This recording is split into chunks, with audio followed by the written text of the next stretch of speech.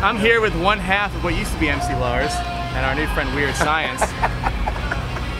What's up, man? How did this happen? All these mixtapes you're making are causing dramatic weight loss. Yo, I'm vegetarian, son. Is that why? Yep. Oh, hooray for you. I tried being vegan, I gained 10 pounds. It didn't work at all. I want to know how this love came about for the two of you. How did you team up and become one unit? Well, I mean, we're totally separate artists. We do share a show on Warped Tour, but it's a big deal. Yeah. You know, Lars has Horus Records, and he's always had it as an imprint on his records, and wanted to kind of do a real label. So I'm the first guy signed to Horus Records, and really super proud to be a part of Horus Records. I put out a record in '05 on Equal Vision called Friends and Nervous Breakdowns. Lars heard it, was a fan. I was a fan of Lars. We met, shared some of the same ideas about keeping things DIY and doing this thing ourselves and keeping it in our family and making all the moves. And we really saw eye to eye in that way and just decided to, put the record out with Horus Records and come out and tour together and just kind of, if it didn't make sense, we wouldn't have done it, but it did make sense, and so far so good. Did you ever consider a different name for the label? Because I assume every time you tell someone Horus Records, they say Horus Records? They must think of the word whore, right? That's interesting. Because he said that, and I heard Horus 5 times. Well, no, I mean, Horus comes from, like, the Egyptian god, and I thought it was funny when I was in 7th grade. I thought it was funny that it sounded like Horus. Oh, that's why, okay. So I had a character named Horus, and it just stuck. I used to be MC Lars Horus. Yeah. So that evolved to this, and here we are. You dropped the Horus, and you get to skip the Horus Records, right? That's it. For you had the Graduate, and you toured for a long time with that, and I feel like you almost vanished for a second, and then you came back with a record, and then a mixtape, and then another record. Yeah, man. It's all happening also quickly for you.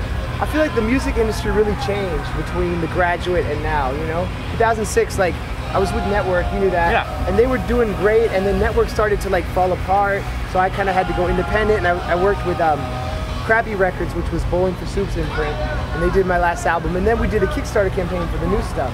And so it's just like, I feel like as the music industry has changed, I've just been surviving. But yeah, it was a long time between the Graduate and Robot Kills and now. But like, I've been still making music, still performing, still networking, still building. So I'm still here, and like, I feel like I'm gonna be here for another 10 years, Do you feel like you're starting over in a way? Because we've been talking to bands like Simple Plan and Less Than Jake, and even though they've been around forever, it seems like since they've been away for a minute, it's like a whole new audience who don't know anything about them. Are you seeing people come out that don't know you yet? They're just watching the show to watch it? I mean, on this tour, for sure. Oh, like, big time. Every day, right? There's tons of new fans. We asked the crowd, last night was probably our best show, and it was packed, tons of people, just a really great feeling. And Lars asked how many people, is this their first MC Lars Weerd Science show? And more than like half the crowd threw their hands up, which makes us feel great. Yeah, we're totally excited that they were not only checking it out, but bopping their heads and really seemed to be feeling it. So, I definitely feel like it's starting over for me. I mean, I kind of did the same thing. Like I said, I put out a record in '05, but then kind of took a couple of years off, got my head screwed on as straight as I can anyway, and kind of reapproaching this thing and trying to carve out a career for myself. There's no better place to do it than on Warped Tour with the big homie MC Lars. I unfortunately didn't get to see the show today. Are you helping each other sing? Oh yeah, we do each other's songs. So what's your favorite MC Lars track? It doesn't have to be one you're singing, just one that you really like. I gotta say, and I know what kind of an obvious typical answer, but Signing Emo. Yeah. I always that was the first MC Lars song I heard actually, and I remember like sitting in the Coheed van and we were like, what the fuck is this? This is crazy. I loved it from the get-go, man. And so to be on stage, it feels like a bit of destiny at play to now be on stage singing the chorus, which is hard for me to sing because that's high for me. But he rocks it.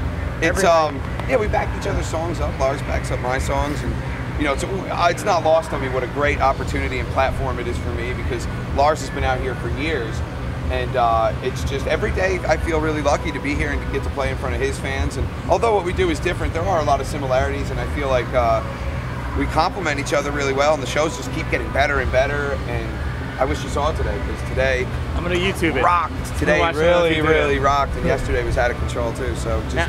Everything feels really good. I heard your dad came out and sang in San Francisco, right? Yeah, he did Hot Topic, It's Not Punk Rock with us. Is he actually a performer? Because I know in one of your songs you mentioned him as well, right? He's a former lawyer who now writes poetry, and he does spoken word, and does open mic nights, and he's opened for me in the Bay Area a few times. Wow.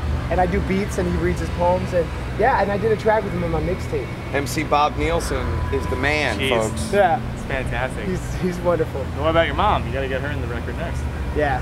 Yeah. Well, that's Lars' text. She could be on there. I don't know. No one knows. She's not, but she should be on the next one. Am I like making you uncomfortable now? Isn't Lars the driest guy ever? Yeah, she's we've not. We've had many interviews. Yeah. CNN. You did a good job. I watched it. Thank you. Yeah. That's awesome. Is that all? Did they cut that really well, or was it like an hour-long interview and they gave you the best footage? What do you mean? For the CNN thing you did. Like, was there more to that video? Oh yeah, they probably did like 10 minutes of talking. They cut it down. Were you nervous about that? Your big TV debut? I was kind of nervous, but not that nervous because I was just being myself, you know? You're a great guy. You're a great guy.